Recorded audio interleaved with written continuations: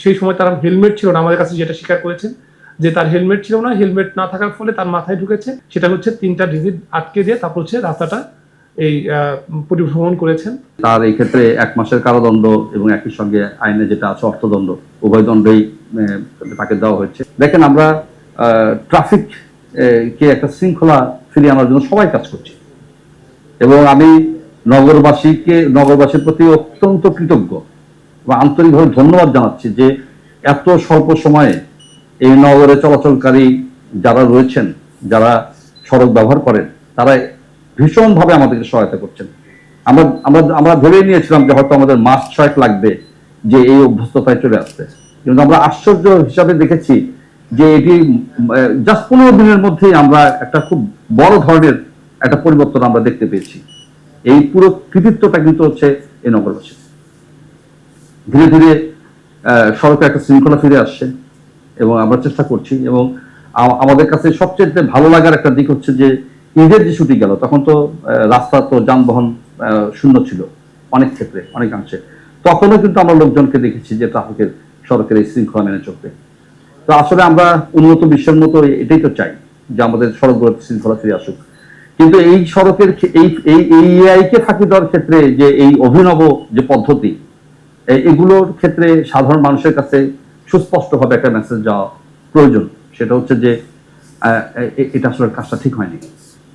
আজকে যে লোকটাকে আমরা আমাদের স্পেশাল ম্যাজিস্ট্রেট আদালতে পাঠিয়েছি, আমরা ইতিমধ্যে শুনতে পাচ্ছি যে আমি এখনো কাগজটা পাইনি, পেলে আপনারাও পাবেন, যে তার এই ক্ষেত্রে 1 মাসের কারাদণ্ড এবং একই সঙ্গে আইনে যেটা আছে অর্থদণ্ড, উভয় দণ্ডই তাকে দেওয়া হয়েছে। নাম্বার 3টা হচ্ছে আপনার ঢেকে রাখা ছিল, একটা নাম্বার খোলা, ফলে আমাদের 000 থেকে 999 পর্যন্ত কাজ করতে হয়েছে। অর্থাৎ অলমোস্ট একটা মোটরসাইকেলকে চিহ্নিত করতে গিয়ে আমাদেরকে 999টি মোটরসাইকেলকে নক করতে হয়েছে। এর মধ্যে আমরা কিছু পারমুটেশন কম্বিনেশনের মাধ্যমে যে কালারটা চেঞ্জ করেছি, যে কালারটা যদি ব্ল্যাক, আমরা ব্ল্যাকটাই ধরেছি। তারপরে হচ্ছে যেটা হতে পারে যে এটার মানে পালসার হতে পারে না হাঙ্ক হতে পারে, এরকম একটা আইডিয়া করে কিছু কিছু কমানোর চেষ্টা করেছি। তারপরে যেটা করা হয়েছে যে কিছু কিছু গাড়ি ঢাকাতে নাই, ঢাকার বাইরে চলে গেছে, তাদেরকে আমরা বের করার চেষ্টা করেছি। কিছু কিছু মানে মোটর সাইকেল সত্যিকার অর্থে ঢাকাতেই চলেছে কিনা সেই ব্যাপারে তাদের সিরিয়ার অ্যানালাইসিসগুলো করা হয়েছে। এরকম করে শেষ মুহূর্তে আমরা কমাতে কমাতে প্রায় 70-80টার মতো নেওয়া হয়েছে। 70-80টা না, আরো বেশি কমানো দেখা হয়েছিল। এবং তারপর হচ্ছে প্রত্যেকটা ব্যক্তির সাথে যোগাযোগ করা। ঈদের মধ্যে আমাদের ব্যক্তির সাথে যোগাযোগ করতে হয়েছে, ভাই আপনার নাম্বার প্লেটের ছবিটা দেন। নাম্বার প্লেটের অনেকেই ছবি দিতে চেয়েছে, অনেকেই বলতেছে যে আমি কেন দেবো, ইত্যাদি ইত্যাদি। এমনও হয়েছে যে আমাদেরকে ট্রাফিক সার্জনদেরকে নিয়ে ওই বাসায় গিয়ে ছবিটা তুলে তারপর হচ্ছে দেখতে হয়েছে, একেবারে ম্যানুয়াল কাজ।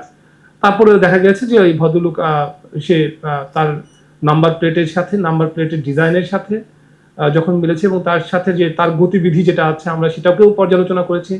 তিনি বেসিক্যালি কাজই করে হচ্ছে আমাদের তেজগাঁ এলাকাতে, এবং এইখান থেকেই হয়তোবা তিনি গিয়েছেন তার জরুরি কাজে।